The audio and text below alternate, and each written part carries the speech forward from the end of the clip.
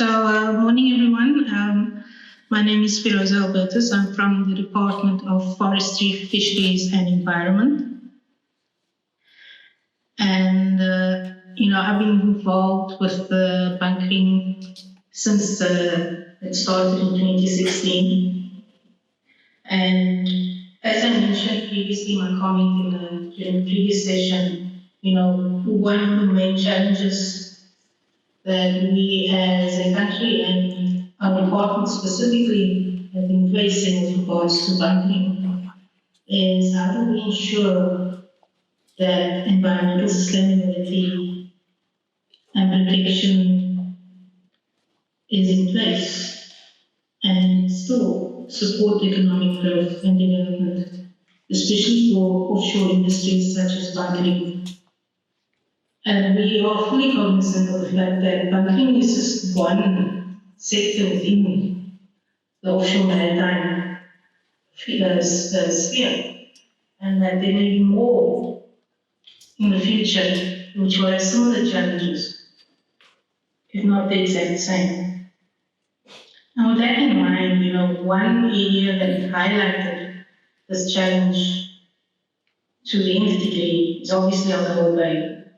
And just for those present who are not aware, I have to apologize, I'm pretty sure most of you are aware of this, but this is just a map of Alcohol Bay, the region, showing the different areas delineated when it comes to MVAs, entrance channels, anchorage, islands, the TMVA jurisdiction, and all of that area has to be managed. And with that, there's certain environmental and socioeconomic risks. It's quite ironic that bunkering and a lot of these types of activities, the best conditions for bunkering are also the best conditions for species and population growth and biodiversity. And with that, you have this clash and competing for resources and even space. And this is very evident in Algoa Bay, which is home to the majority of the African penguin endangered species. And previously, in the previous presentations, they spoke about 4 oil spills having taken place. And they're very small oil spills, relatively small, very small volumes. But the impact it had on the penguin population was quite significant. And that is the challenge for this region. And that, one little error is magnified. If it was a different region, such as Mossel Bay, the risks would be different. It might even be less. So with that, looking at the region, and its specific circumstances and characteristics is quite important to understand what type of impact your activity would have on that area and the other users. So we have Alcoa Bay also serving as a breeding ground for other seabirds. And then economic development in Alcoa Bay is a priority. We have the IDZ, we have the 2 ports, and various other industries showing interest. And we also have the multiple users, as I mentioned before, shipping, fishing, aquaculture, tourism, the MPA. And with the offering of services from the ports, we also have increased ship traffic. Since 2016, ship traffic has gone up incrementally. And with the increase in ship traffic comes increased risk of oil spills and other ship-related incidents. So that's just to set the scene on what are the issues at play when our department expresses concern around certain activities.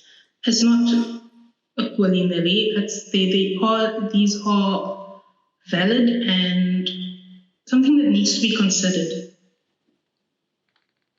And then when it comes to the bunkering process on its own, our concerns initially at that stage was also that the approval process for SAMSA and TMPA did not include sufficient environmental requirements.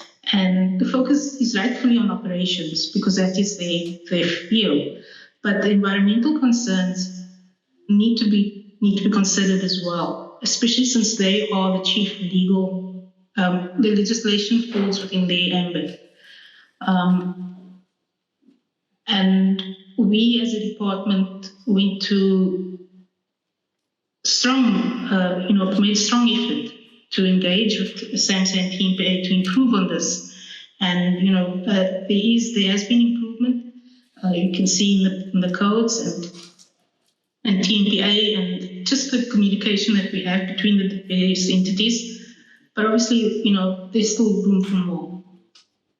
And then when it comes to having the applicants, the operators themselves be aware of the potential impact that the activity would have on the environment and the risk, that was something that we are still continuously working on to make sure that this is considered when an application is made, and that the operators themselves, buy into the responsibility that you have when conducting your business, that the environment is also considered.